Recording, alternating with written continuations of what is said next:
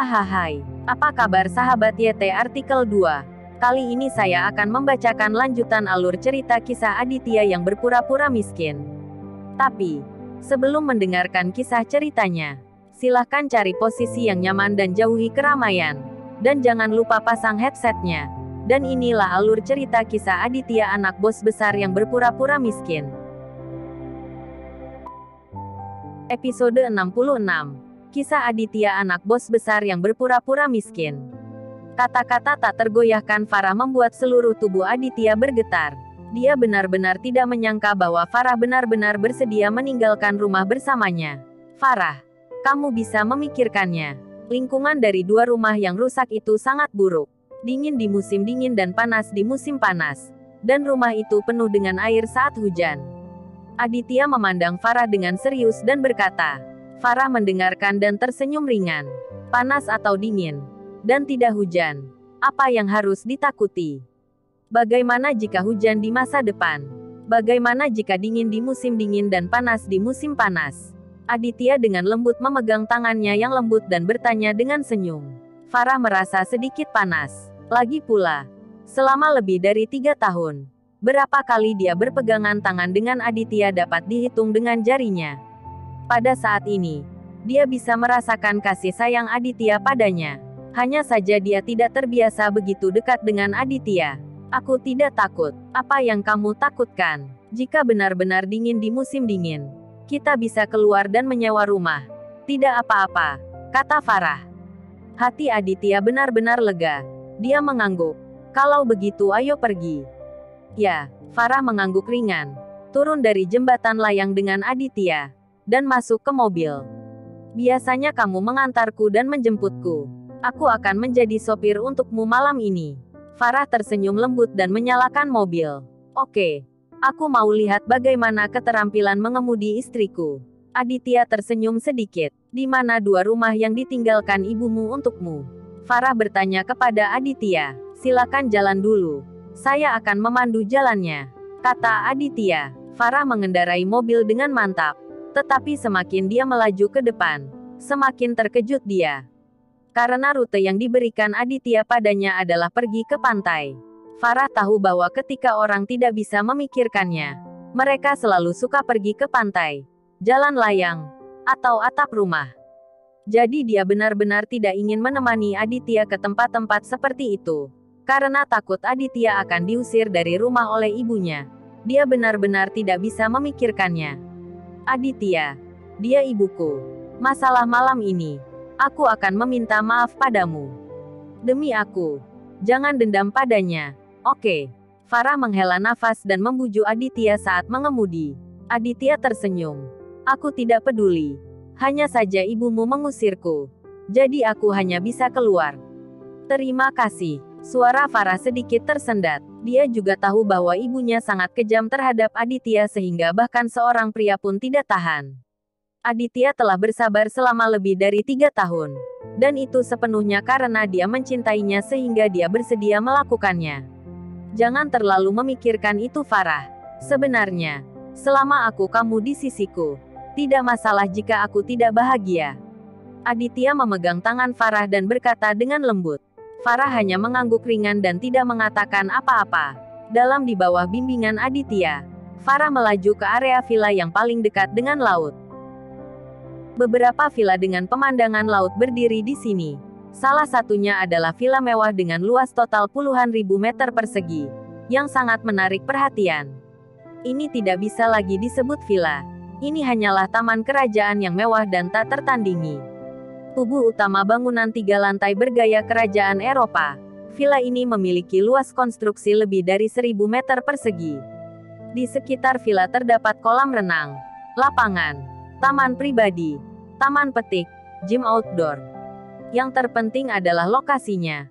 Villa ini merupakan lokasi terbaik di area villa. Dan bisa menghadap ke laut, pantai. Lokasi yang unik. Di area villa dengan pemandangan laut, sudah pasti menjadi simbol identitas dan status untuk memiliki villa dengan pemandangan laut seluas puluhan ribu meter persegi ini. Farah baru saja berdiri di luar gerbang villa, dan dia tercengang. Meskipun dia telah tinggal di kota Manado selama bertahun-tahun, Dia telah mendengar betapa mewahnya area villa dengan pemandangan laut. Tetapi dia benar-benar ada di sini untuk pertama kalinya. Aditya, mengapa kamu membawaku ke sini? Farah bertanya pada Aditya dengan ekspresi bingung di wajahnya. Semalam. Apalagi yang bisa saya lakukan? Aditya tersenyum. Lalu, bagaimana dengan 2 rumah rusak kecil yang ditinggalkan ibumu untukmu? Farah bertanya kepada Aditya dengan rasa ingin tahu. Dia sudah terkejut. Jika 2 rumah rusak kecil yang dikatakan Aditya ada di daerah ini, itu pasti bernilai. Tidak masalah jika rumah rusak. Yang utama adalah tanah itu berharga. Untuk tempat dengan 2 rumah, tidak masalah untuk menjualnya seharga 5 miliar. Jangan tanya. Ikut aku. Aditya berkata dengan lembut, meraih tangan Farah, dan berjalan menuju gerbang villa. Melihat 2 penjaga keamanan di gerbang villa, Farah mengerutkan kening. Berpikir, apa yang akan dilakukan Aditya? Apakah dia masih akan masuk? Jangan membuat masalah. Kamu belum cukup diusir. Apakah kamu mau diusir oleh keamanan lagi? Farah berkata dengan cemas. Hehe, tidak semua orang galak seperti ibumu. Aditya tersenyum dan menggoda Farah. Farah menatap Aditya dengan wajah pucat, tetapi tidak memberi alasan pada ibunya. Halo Tuan dan Nyonya. Ada apa? 2 penjaga keamanan menyapa mereka, dan salah satu dari mereka dengan sopan bertanya setelah memberi hormat kepada Aditya dan Farah. Staf keamanan dan properti di sini adalah yang paling berkualitas di negara ini. Lagi pula, mereka yang dapat membeli properti di area villa dengan pemandangan laut ini adalah orang kaya atau mahal, dan layanan yang mereka nikmati juga kelas 1. Farah tidak pernah bermimpi bahwa penjaga keamanan di sini akan sangat sopan kepada Aditya dan dia. Kekhawatiran barusan tidak ada lagi. Farah memandang Aditya dengan sepasang mata yang indah. Dia benar-benar terkejut. Dia tidak tahu jenis apa yang dia rencanakan dengan suaminya yang tidak berguna. Buka pintunya, kata Aditya ringan. Tuan, tolong tunjukkan kartu akses eksklusif atau kunci pemilik villa. Penjaga keamanan mengingatkan Aditya dengan sopan. Aditya mengeluarkan kunci emas murni. Kunci ini juga dilampirkan dengan kartu kunci tertinggi bertatahkan berlian. Setelah mengguncangnya sebentar, keamanan terkejut, dan keduanya berdiri tegak pada saat yang sama. Salut. Halo, Tuan. Selamat datang di rumah. Kedua satpam itu berdiri tegak, dengan ekspresi hormat di wajah mereka. Dan mau tak mau mereka merasa sangat bersemangat. Tidak ada yang tinggal di villa ini selama lebih dari 10 tahun. Saya hanya mendengar bahwa seorang wanita tinggal di sini lebih dari 10 tahun yang lalu. Meskipun belum pernah tinggal di tahun-tahun ini, perusahaan terkemuka di kota itu, Universal International, membayar biaya properti yang tinggi tepat waktu setiap tahun. Baru saja, Rianti telah memberitahu properti itu melalui telepon bahwa pemilik villa ini akan kembali dan pindah. Kedua penjaga keamanan ini sangat bersemangat.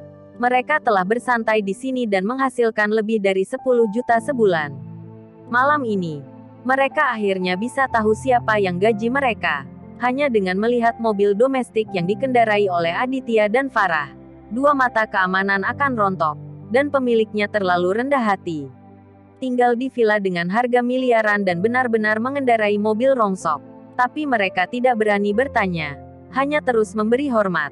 Farah hampir pingsan karena shock. Apa sebenarnya yang sedang terjadi? Kedua penjaga keamanan ini salah.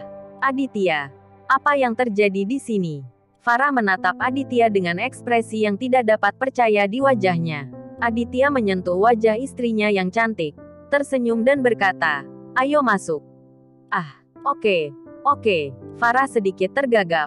Dan dia tidak menyalahkannya karena bertindak seperti ini, tidak bisa beradaptasi dengan ritme ini. Pintu villa dibuka, dan seorang penjaga keamanan membungkuk 90 derajat dan berkata kepada Aditya dan Farah, "Tuan, 6 pengasuh di rumah, 2 penjaga kebun, seorang instruktur kebugaran, dan 2 peternak hewan peliharaan semuanya tidak ada. Nah, apakah Anda ingin menelepon mereka kembali sekarang?" Aditya juga sedikit terkejut. Tetapi dia hanya ingin mencari tempat tinggal yang tenang dan tidak suka membuat keributan. "Kita akan membicarakannya nanti." Aditya tidak menoleh. Memegang tangan Farah yang gemetar. dan berjalan ke manor mewah. Ya, Tuan. Kedua penjaga keamanan itu setuju secara bersamaan. Farah mencium aroma elegan dan harum di manor, dan seluruh manor dipenuhi dengan aroma bunga yang menyegarkan dan memabukkan, seolah-olah dia berada di surga. Dia benar-benar merasa seperti sedang bermimpi. Bagaimana semua ini bisa menjadi nyata? Istana yang mewah dan mulia seperti itu sebenarnya milik Aditya. Bagaimana itu bisa terjadi? Aditya membawa Farah ke villa. Hanya ruang tamu di lantai pertama sudah membuat Farah pusing. Aula-aula yang indah semuanya dibangun dengan gaya Spanyol. Dekorasi yang mewah dan hangat seperti itu akan menelan biaya setidaknya ratusan juta. Farah menatap Aditya. Dia merasa bahwa pada saat ini, Aditya adalah orang asing yang paling dia kenal. Siapa suami yang telah bersamanya selama lebih dari 3 tahun? Aditya, beritahu saya, apakah ini mimpi? Bersambung.